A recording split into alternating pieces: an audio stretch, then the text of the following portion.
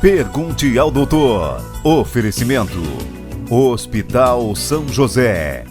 Tecnologia e humanização para uma vida melhor. Miocore Cardiologia. Seu coração é a nossa prioridade.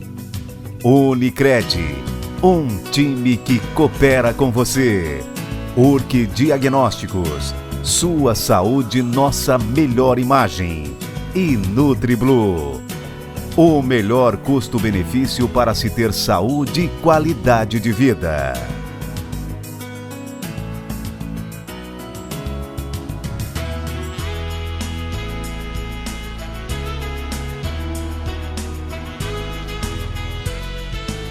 Olá, seja muito bem-vindo a mais um programa Pergunte ao Doutor através do nosso site pergunteaudoutor.com.br e também ao nosso canal no YouTube Pergunte ao Doutor. Nós estamos também no canal 19 analógico e 53.1 digital. Seja por conta própria ou por indicação, o simples ato de tomar remédio sem recomendação médica pode ser mais prejudicial à saúde do que se imagina. Isso porque os perigos da automedicação vão além do agravamento da doença, já que o uso inadequado de medicamentos pode causar até mesmo a morte. Entenda como o uso indevido de medicamentos pode afetar a saúde e saiba como se proteger dos perigos da automedicação. Muito bem, no programa Pergunte ao Doutor de hoje vamos falar sobre automedicação e para falar sobre este assunto, o meu convidado de hoje, eu tenho o prazer de entrevistá-lo novamente, um médico dermatologista e também médico de família, Dr. Eduardo Martins. Dr. Eduardo, seja muito bem-vindo mais uma vez ao Pergunte ao Doutor. Muito obrigado, Aguinaldo. Toda a entrevista eu tenho que iniciar me desculpando, né, pelo tempo que a gente leva para gravar uma nova entrevista, mas estou muito feliz de estar aqui de novo. Na verdade, você está aqui, né, me visitando para a gente poder ter essa conversa, desse bate-papo que é muito importante na área da saúde. Doutor, então, para começo de conversa, o que é a automedicação? A automedicação, ela é basicamente o paciente fazer tratamento por conta própria. Isso é uma prática comum, né? Muito comum que a gente vê no nosso dia a dia, nas nossas consultas, tanto em medicina de família quanto em dermatologia, no meu caso. E essa prática ela é muito ruim, ela é muito deletéria. Dificilmente o paciente ele consegue ter êxito na necessidade dele fazendo esse tipo de prática. É um tratamento feito por conta própria, por própria autonomia. E o paciente ele não tem o conhecimento técnico para poder discernir o que ele tem.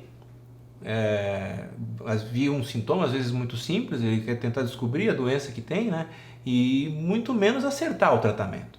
Então, em geral não dá certo, tá, Aguinaldo? Em geral não dá certo e a gente fica triste, na verdade, com isso, porque muitas vezes a gente tem que consertar algumas coisas no consultório, depois que algo já deu errado, né?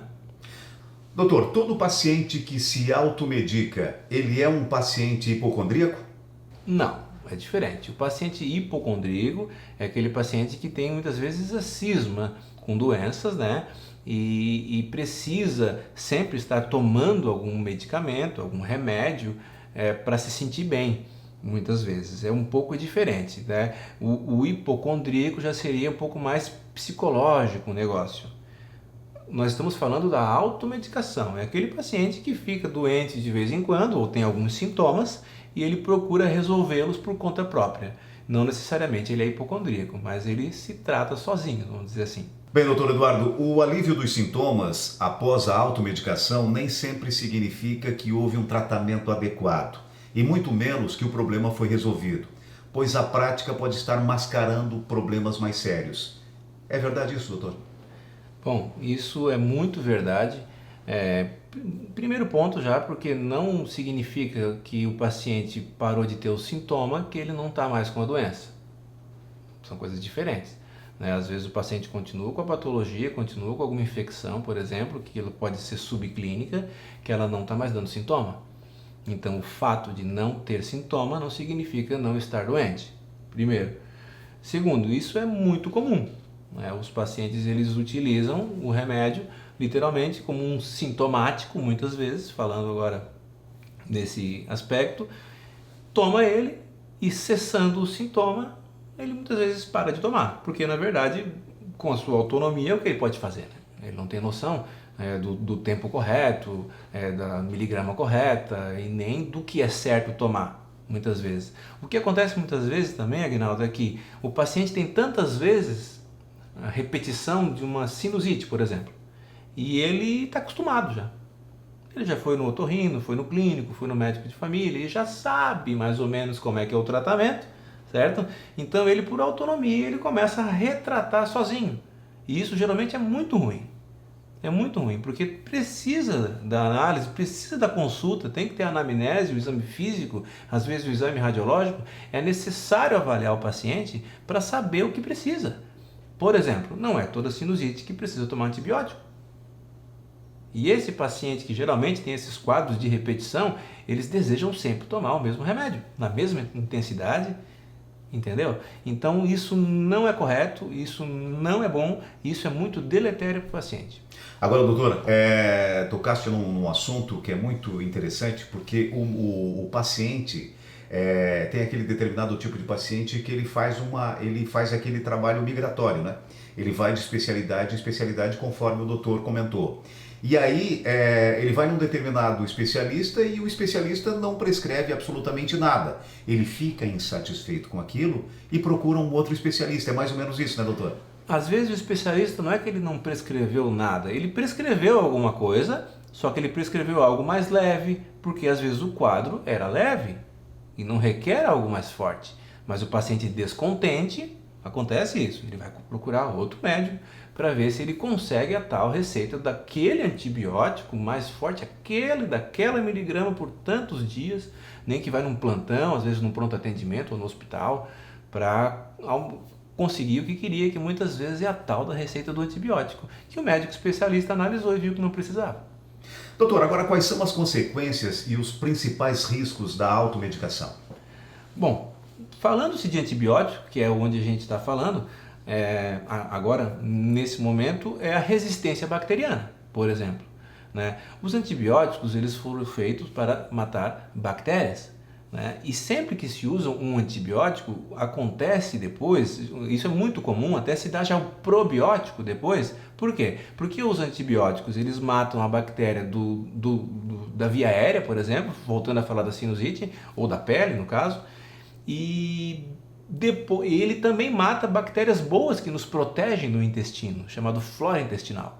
Então, em geral, é necessário repor essa flora, tudo. Tem gente que tem diarreia, distensão abdominal, dores abdominais. Com o uso do antibiótico, isso é muito comum em crianças. As crianças têm desconforto durante o tratamento, durante mesmo ele já dá. Por quê? Porque está matando também bactérias boas e está alterando o trânsito intestinal. Então, para que tomar, às vezes, um antibiótico desnecessário? Só para prejudicar. Olha, tá certo, a gente vai para um rápido intervalo comercial e já voltamos com o Pergunte ao Doutor. O meu convidado de hoje é o médico dermatologista e também médico de família, Dr. Eduardo Martins. Nós estamos falando hoje no programa especificamente sobre automedicação. Perdeu parte dessa entrevista? Acesse o nosso site pergunteaudoutor.com.br e o nosso canal no YouTube Pergunte ao Doutor. Nós estamos também no canal 19 analógico e também no sistema digital no 53.1. A gente já volta.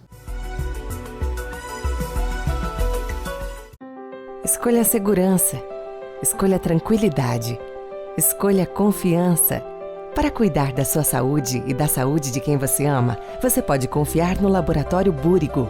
Fazemos os mais diversos tipos de exames, com a mais moderna tecnologia e os mais respeitados profissionais. Com excelência e qualidade há 35 anos, somos o laboratório que os médicos mais recomendam e confiam. Laboratório Búrigo. Pode confiar.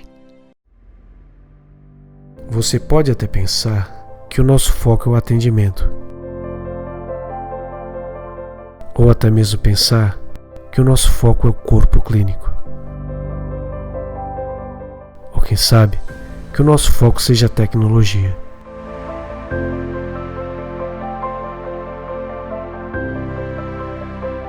Mas o nosso foco de verdade são as pessoas. Urk Diagnósticos, há mais de 30 anos, crescendo com saúde.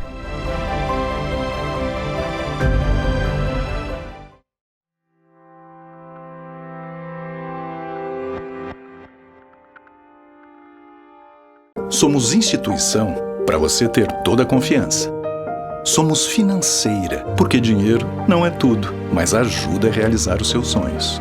Somos cooperativa, pois assim construímos nosso mundo.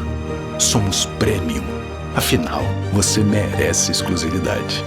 Para nós, não existem perdedores, todos ganham juntos.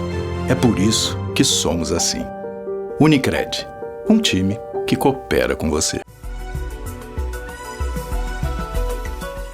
Muito bem, já estamos de volta com Pergunte ao Doutor e meu convidado de hoje é o médico dermatologista, também médico de família, Dr. Eduardo Martins. Nós estamos falando especificamente sobre automedicação. Dr. Eduardo, quais são os remédios mais utilizados na automedicação? Bom, comumente a gente vê no nosso dia a dia o uso indiscriminado e abusivo de analgésicos, né, antitérmicos, muitas vezes o analgésico ele também é um antitérmico, anti-inflamatórios, remédios para dor em geral, e antibióticos. É o que a gente vê mais mesmo, o uso indiscriminado direto de muitos pacientes. Doutor, me diga uma coisa, quais são os principais efeitos colaterais de cada um deles? Em especial, os anti-inflamatórios, por exemplo, que são utilizados em larga escala para dor, um paciente pode ficar com uma pressão alta, ele já ser hipertenso, e ter picos hipertensivos devido ao uso do anti-inflamatório, pode ter azia, que é dispepsia, má digestão, né? Pode ter uma gastrite, uma úlcera inclusive, dependendo da quantidade de anti-inflamatórios que ela utilizar. Se o paciente, por exemplo, tomar antibióticos, é aquilo que a gente falou antes, né, em relação à resistência bacteriana, isso pode acontecer de ele tomar um antibiótico sem necessidade. Como eu falei, que ele perde um pouco as defesas, porque ele mata também bactérias boas. Muitas vezes ele tem ali na frente uma nova infecção. Então, às vezes, ele fica com uma outra infecção mais próximo do que ele teria, normalmente, vamos dizer assim, pelo uso indiscriminado e errado do antibiótico. Os analgésicos, geralmente, é a resistência ao próprio analgésico. O paciente toma muito analgésico, enxaqueca. Muito remédio, muito medicamento para dor. Aí o remédio para de funcionar. O paciente costuma dizer isso pra gente, porque ele já está criando uma resistência e já está não fazendo mais efeito. Pacientes às vezes que usam medicamentos para azia, para gastrite, aqueles medicamentos em jejum a longo prazo, a muito longo prazo, muitas vezes com o passar do tempo pode também diminuir a absorção de algumas vitaminas, então isso também causa a longo prazo um problema. Então todo medicamento em si tem o seu preço, todo remédio cobra o seu preço por usá-lo. Doutor, agora é importante que o paciente, ele verifique se existe a venda da medicação na quantidade exata, né, doutor? Sim, é muito necessário isso, em especial os medicamentos controlados. Por exemplo, remédio controlado antidepressivo, ansiolíticos, medicamentos para dormir, os próprios antibióticos. Em geral, o médico que prescreve, ele já prescreve a quantidade de caixas necessária para o tempo necessário. Então, já cabe ao médico fazer isso. Em geral, por exemplo, uma infecção com antibiótico tem que ser tomado 7 dias. Dificilmente o médico vai dar uma receita com 10 comprimidos para um antibiótico tomado 7 dias. Porém, se isso acontecer, eventualmente sobrar algum comprimido de antibiótico em casa, vamos entrar naquela conversa que nós já estávamos tendo antes, do prejuízo que é do paciente se automedicar. E por incrível que pareça, o paciente chega a tomar antibiótico por conta própria. Por quê? Porque ele conseguiu receita? Muitas vezes não, porque sobrou comprimido em casa, ou porque sobrou da mãe, aí tomou a filha. Isso acontece muito. Doutor, e para fechar esse bloco, por que alguns pacientes tomam tantos medicamentos ao mesmo tempo e por um longo tempo? É muito comum, Aguinaldo, às vezes os pacientes terem mais de uma doença. Então isso é uma coisa comum, né? O paciente ele tem artrose, por exemplo, tem hipertensão arterial sistêmica, pressão alta, tem hipotireoidismo, tem diabetes mellitus, então eu já falei 4, né? E nesse sentido, às vezes ele já tem gastrite também. Então nesse contexto, o paciente com 3, 4, 5 doenças, ele vai tomar mais de um tipo de medicamento. Um dos problemas, Aguinaldo, é que, por exemplo, o medicamento para dor da artrose, ele vai dar azia. Então o paciente vai ter que tomar um remédio para azia. Então isso que acontece, às vezes o próprio tratamento, o medicamento dá um outro sintoma, daí ele tem que tomar um outro remédio para aquele sintoma. E isso acaba sendo um ciclo vicioso, que muitas vezes é necessária uma intervenção médica para ensinar o paciente a fazer a coisa do jeito certo. Então não é por mal, nem da parte médica e nem da parte do paciente muitas vezes, mas é que o próprio tempo vai acabando dando nisso, vamos dizer assim, falando bem português. É uma consequência do longo prazo, da doença crônica do paciente, que às vezes não melhorou porque ele não teve uma melhora na qualidade de vida, porque ele precisava perder peso e não fez nada por isso, porque ele precisava fazer atividade física e também não fez. Ou seja, às vezes o paciente também não fez a parte dele. Isso é muito comum também. Ele colocar toda a expectativa no remédio. No remédio, é verdade. Isso é um problema, porque a gente fala MRV, mudança de estilo de vida. O paciente precisa mudar de estilo de vida, porque senão ele não melhora. Só tapa buraco. Aí vai acabando se acumulando medicamentos, além de um medicamento às vezes é necessário tomar outro por causa de um sintoma que ele deu. Então isso a longo prazo vai dar um problema. Olha, tá certo. A gente vai para um rápido intervalo comercial e já voltamos com o Pergunte ao Doutor. O meu convidado de hoje é o médico dermatologista e também médico de família, Dr. Eduardo Martins. Nós estamos falando de automedicação.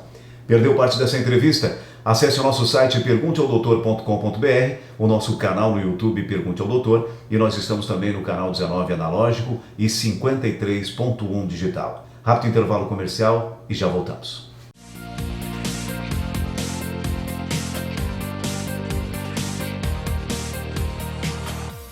Olá, estamos de volta com mais um quadro informativo do Hospital São José. E o meu convidado de hoje é Dr. Giancarlo Búrigo, que assumiu recentemente a coordenação médica da entidade.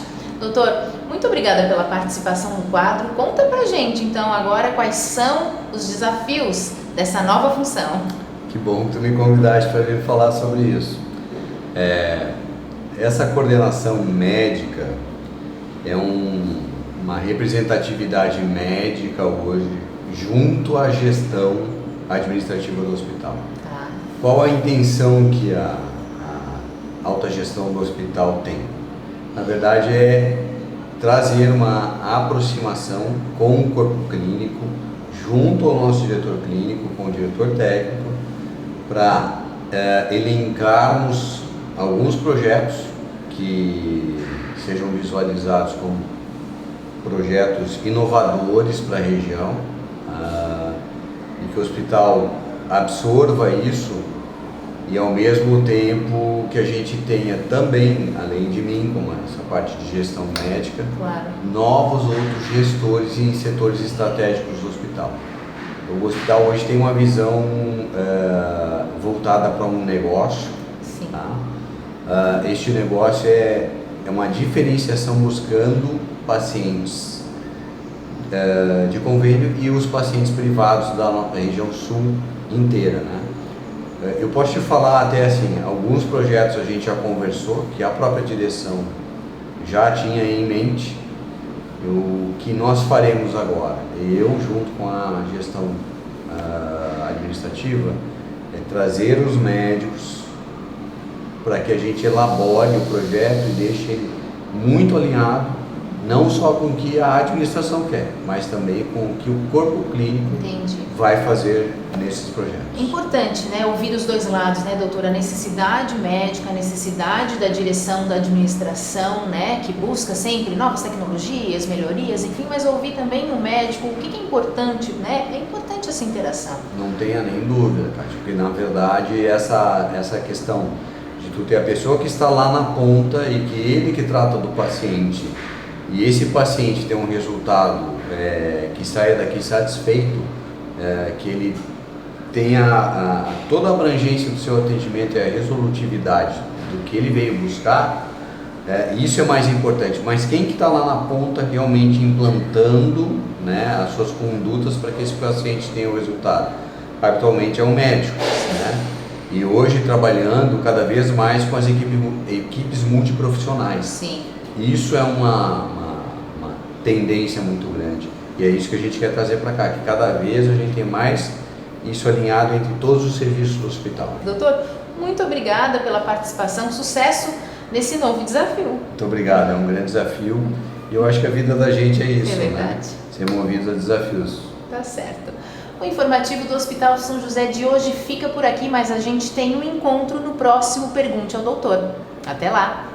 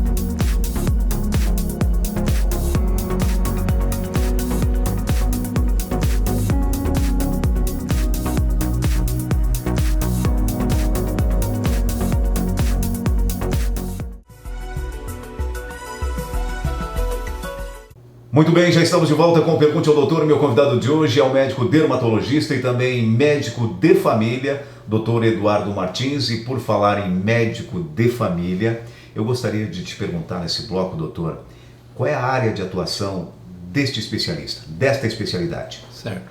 A medicina de família e comunidade, que é o nome da especialidade, um nome completo, é uma área de atuação até nova no Brasil e ela abrange a medicina preventiva principalmente. Tá? O médico de família ele tem que estar apto a cuidar da saúde preventiva do paciente. Esse é o grande lema da especialidade. Medicina preventiva. Não só tapar buraco, não só tratar problema. A gente tem que fazer o possível para prevenir as doenças. Seja orientando, fazendo mamografia em conjunto com o ginecologista, orientando ao cuidado da saúde do homem em conjunto com o urologista, cuidando da saúde ortopédica, da saúde mental, tratando hipertensão, sobrepeso. O paciente precisa ser ensinado a cuidar da sua saúde. E essa especialidade o médico precisa estar apto a ensinar o paciente a cuidar da saúde dele. O médico de família, ele tem que ensinar, ele tem que ter aptidão para ensinar literalmente o paciente a se cuidar. Não só dizendo, você precisa emagrecer. Daqui para frente você precisa mudar isso. De uma forma simples, tem que deixar de fumar. Então não é simples assim, certo? E o médico de família precisa então dar subsídio mesmo para o paciente, coisa prática, dica prática, muitas vezes por escrito ou impresso. Nós temos que ajudar o paciente naquela mudança de estilo de vida, porque esse é o único jeito de se prevenir doença. Para prevenir doença, fazer medicina preventiva, que é uma medicina inteligente, que é uma medicina do futuro, porque senão a população ela vai cada vez mais envelhecer. Com certeza. E isso, o que a gente tem que fazer? Prevenir. E como é que a gente previne? Só fazendo exames? Não. A gente previne com mudança do estilo de vida, a gente previne com atividade física regular, a gente previne com consumo adequado de água diário, previne doença com sono reparador, previne doença com alimentação saudável. E a alimentação saudável não é mais aquele conceito antigo. Não, a coisa mudou. Então hoje a nutrição funcional já veio para o Brasil, então uma alimentação mesmo saudável, diferenciada, onde é específico para cada paciente, é necessário a gente ensinar o paciente. Então o médico de família tem que ensinar o paciente, ele tem que saber literalmente um pouco de cada coisa, para poder dar subsídio para o paciente saber cuidar da própria saúde. Agora o doutor falou que é uma especialidade relativamente nova no Brasil. Ela foi difundida a partir de que ano, doutor? A década de 70 em diante, mais ou menos, foi quando a medicina de família, que se chamava outro nome, o nome medicina de família e comunidade é um nome mais recente. Tá? Então ela é uma especialidade recente, comparando, por exemplo, a minha outra, que é a dermatologia, que tem mais de 100 anos no Brasil. Então é considerada uma especialidade jovem. Doutor, nos blocos anteriores nós falamos muito sobre a automedicação, mas existe também a polimedicação. Eu gostaria de saber do doutor como é que a medicina de família trata esse caso. O paciente, como eu comentei, ele às vezes, devido à quantidade de diagnósticos que ele tem, né, e por muitas vezes ele também não mudar muito o cenário, tudo fica muito crônico. Tá? O peso, as doenças e o uso das medicações. Então muitas vezes a gente pega pacientes que estão tomando 10, 12 tipos de remédios, mas eles não vão no médico que prescreveu 3 deles, por exemplo, há 3, 4 anos. Isso é muito comum. Aí ele vai numa outra especialidade, precisa de mais um remédio. Aí ele vai numa outra que precisa de mais um. Isso é a coisa mais normal que tem. O problema é que às vezes o paciente ele não tem também o capricho de retornar naquele paciente, naquele doutor que deu um tratamento específico e continuou usando. Então às vezes ele já não sabe se é para continuar usando, não fez exame de controle, e cabe ao médico de família pegar essa salada de fruta, que eu costumo dizer, e eu brinco muito assim, vamos abrir essa caixa preta, vamos ver o que tem aqui. Porque realmente é uma caixa preta. É uma caixa preta. Ele tem exames e traz exames para nós de 10 anos atrás, muitas vezes. A gente vai olhar com toda a atenção, todo o carinho, né? Pedir os novos que são necessários. Ou seja, a gente tem que mexer nessa caixa preta do paciente mesmo, que é fazer uma anamnese bem completa da saúde dele, ver os exames prévios que ele tem, se necessário pedir novos, ver todos os medicamentos que às vezes caem nessa polimedicação porque ele não teve mais o contato ou com o médico que deu. E cabe ao médico de família, sim, tirar remédio, né? Eu uso, como falei antes, às vezes eu troco por algo natural, que ajuda muito o paciente, né? Então a gente às vezes tira medicamentos que podem ser tirados. É claro que é necessário experiência para fazer isso, é necessário bastante autoridade, que a especialidade tem para isso, e bastante tato e contato também com os outros colegas médicos, né? Muitas vezes a gente vê que é necessário reencaminhar o paciente para um outro especialista, e a gente vai fazer isso com o maior prazer sempre. Olha, tá certo, no programa Pergunte ao Doutor de hoje eu tive o prazer de conversar novamente com o médico dermatologista e também médico de família, Dr. Eduardo Martins. Dr. Eduardo, mais uma vez, muitíssimo obrigado por ter aceito o nosso convite. Obrigado, Agnaldo. Fico muito feliz mesmo em estar aqui para a gente poder compartilhar um pouquinho, né, da nossa vivência, né, da nossa experiência. Não somos muito velhos, mas também não somos tão jovens, né? Não sou. E então a gente já tem alguma coisa para compartilhar, sim. Tá? Eu peço desculpa por não conseguir estar mais presente, mas aos poucos a gente vai estar mais presente para poder compartilhar um pouquinho mesmo, sempre com dicas saudáveis, sempre com dicas naturais, sempre tentando trazer alguma coisa prática, né, para o nosso paciente, porque a informação é tudo, né? A informação é tudo, e programas como o seu assim é de grande importância mesmo para a sociedade, porque muitos especialistas falam aqui nesse microfone, e eu acompanho isso há muitos anos, né, Gui? E, né, Agnaldo, né, nosso amigo Gui. Então, eu agradeço bastante mesmo o convite e espero poder estar outras vezes, sim, para a gente compartilhar um pouquinho de conhecimento. Com certeza, meu querido. Parabéns e sucesso. Obrigado. E o programa Pergunte ao Doutor vai ficando por aqui. Se você quiser rever essa e outras entrevistas, acesse o nosso site pergunteaodoutor.com.br, o nosso canal no YouTube Pergunte ao Doutor, e nós estamos também no canal 19 analógico e 53.1 digital. Mais uma vez, muito obrigado pela sua audiência e até semana que vem com mais um Pergunte ao Doutor, o canal direto para a sua saúde. Até lá! Pergunte ao Doutor. Oferecimento: Hospital São José. Tecnologia e humanização para uma vida melhor. Miocore Cardiologia. Seu coração é a nossa prioridade. Unicred. Um time que coopera com você. Urque Diagnósticos. Sua saúde, nossa melhor imagem.